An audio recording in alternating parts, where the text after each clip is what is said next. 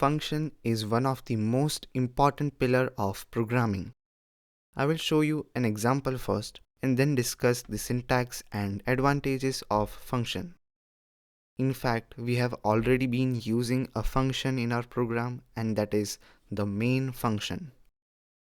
Let's say, for example, I have a header section for a report where I have some lines, number, name, age, gender, etc. So let's run this, and you see that it displays it once without any issue. Assume that there are 10, 50, 100 or maybe 1,000 pages on which you want this header. It means if you repeat these 3 lines 1,000 times, then you will end up writing 3,000 lines of repetitive code which is useless. It will be really easy if we make these 3 lines as a subprogram and we use it as and when required. Function does exactly the same. When you make a function, it means you are choosing a few lines of code to put or define as a separate subprogram and reuse it as many times as you want. Let's try to convert these 3 lines as a function. When you create a function, you can give any name which doesn't begin with a number or any special character except a few like underscore. Let's give the name header, parentheses and curly brackets. Now let me cut and paste these lines over here. Now you must have observed int before the main function. It is the type of value that function returns, and that's why we have a return 0 at the end.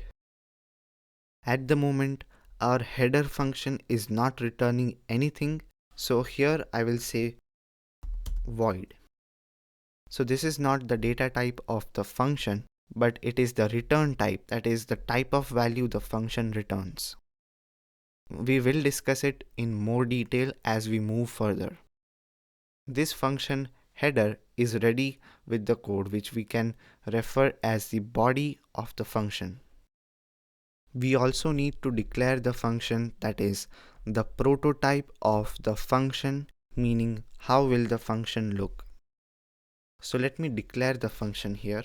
I will write void, that is the return type of the function, then the name of the function, that is header, parentheses. So we have declared the function. The next step is you call it as many times as you want. To call the function, you just have to call it just by its name.